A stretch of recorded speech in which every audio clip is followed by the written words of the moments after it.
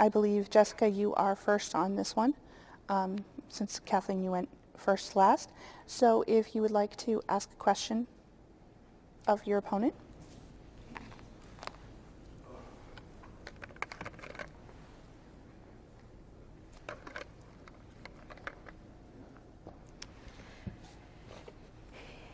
In 2012, there were a lot of promises that were made about bills that you would support, including equal access and including the bottle bill that you would co-sponsor immediately.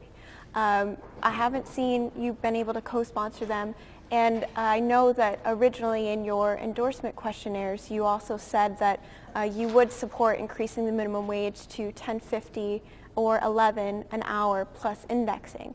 And I wanted to know what changed your mind between being elected as that candidate and to right now. What has gotten into your way for standing up for working families in the Merrimack Valley in that way? And I just would like to know your input on that.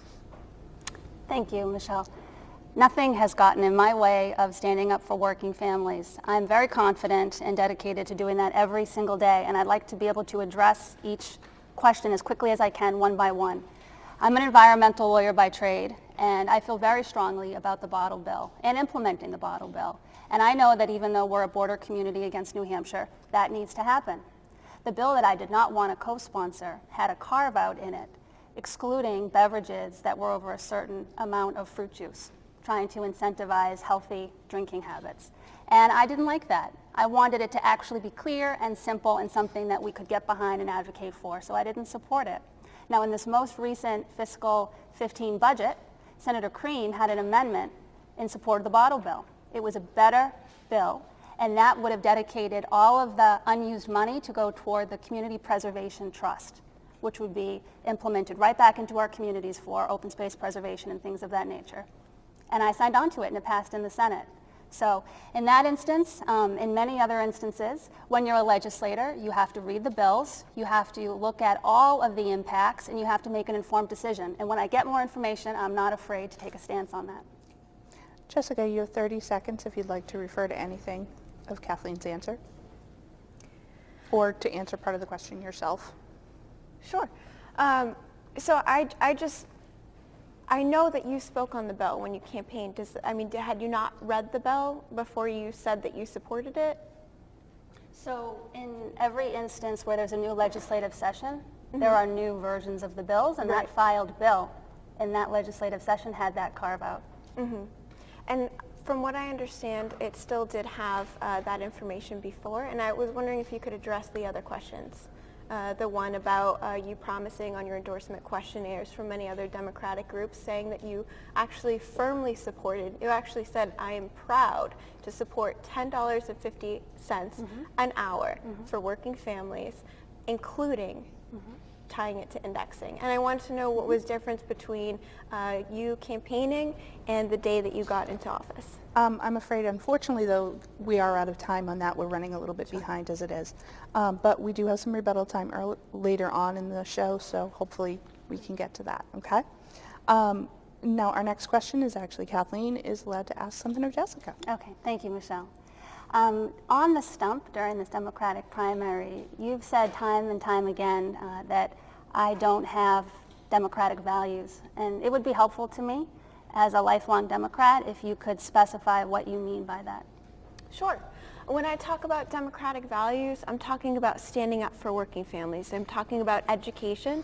I'm talking about health care. I'm talking about signing on to the Equal Access Bill. So many senators have signed on to that. It's an LGBT bill that costs no money, that all it literally says is one paragraph saying that if you are LGBT, you won't get thrown out of any particular thing or treated any differently. So I'm curious as to why you wouldn't sign on to something like that. I know I sure would on my first day. I'm curious as to why you have voted against the minimum wage in many different ways, offering your own amendment. That is so extremely different from democratic values. That is an issue to me. I'd like to know about your treatment of immigrants and why you have voted time and time again for things that are really difficult for immigrants and hitting them so hard. I want to know exactly why. You have 30 seconds. All right, thank you, Michelle. I'm proud of my record on each of these categories. My father is an immigrant. I speak Brazilian Portuguese. My mother is a retired union teacher. My father's a retired union carpenter, and I live those values every single day. If an outside special interest group is going to cherry pick my votes and take them out of context, I'm going to speak to the truth of those things, and I don't know what could be any more clear than voting to increase the minimum wage. It is now law, and Massachusetts will have the highest minimum wage in the nation. Okay. I have a feeling that you're both going to be taking advantage. You each have 1 minute to rebut anything that has been said during the first half of the program. Then we're going to be taking a 2-minute break.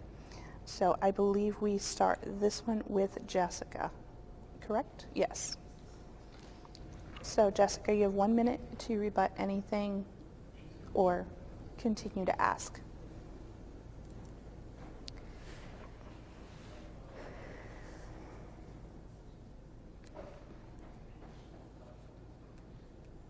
So on immigrant issues, I would like to understand why specifically you thought that it was appropriate to vote against the children of undocumented residents getting in-state tuition the same as other children, to have that opportunity to better themselves. Like many of our families, you know, my father is an immigrant as well. He came here from Sicily.